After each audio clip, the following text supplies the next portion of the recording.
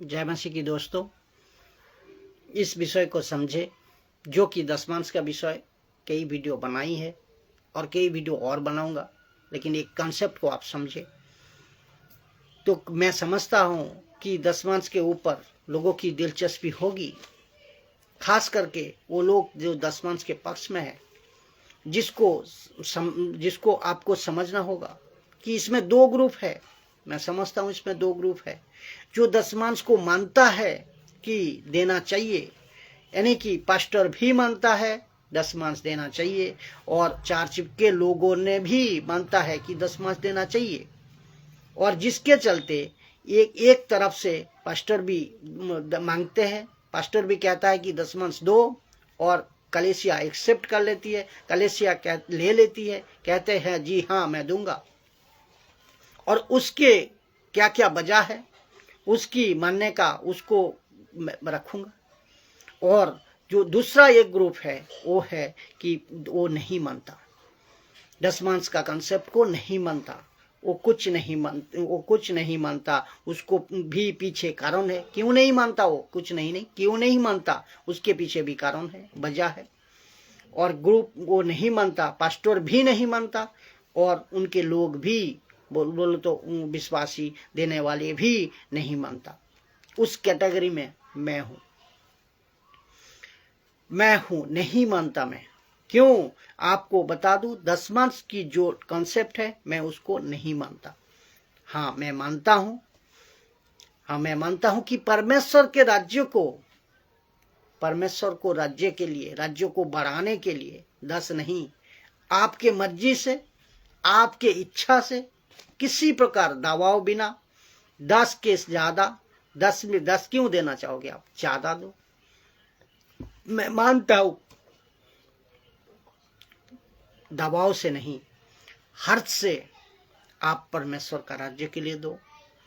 तो आपको जैसा, जबकि मूसा ने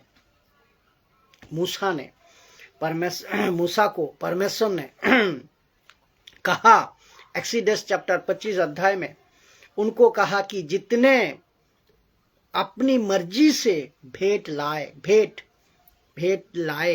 लाना चाहे वे अपनी मर्जी से भेंट लाए, ये बताए। तो वचन 25 अध्याय में ऐसे बताते हैं। फिर जब वचन 37 आ जाता है, उसी टॉपिक में इतना भंडार आता है, इतना फल फ्रूट आता है, एनिमल्स आती है, जो कि परमेश्वर मूसा को बोलना पड़ा, भाई बस कर। तो इसको कहते हैं हर्ष से देना, इसको कहते हैं मर्जी से देना। जब मर्जी से देते हैं तो ऐसा आता है, लेकिन जब दबाव से, जबरदस्ती से देते हैं, कोई नियम है हमें देना है, तब क्या होता, मलाकी 3:10 खड़ा हो जाता है। जहां परमेश्वर कहता है तुमने मेरे फूड को, अनाज को चुरा लिया है, इस्राएल को कहता है ये तो होता है, ये होता है।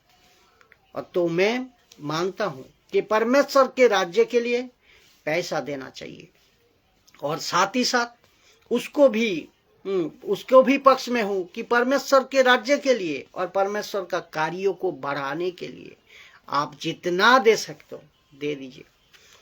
और पौलुस क्या कहता है, परमेश्वर के राज्य के लिए, परमेश्वर के लिए मैं खुद खर्च हो जाऊंगा, तो आपको उतना देना है।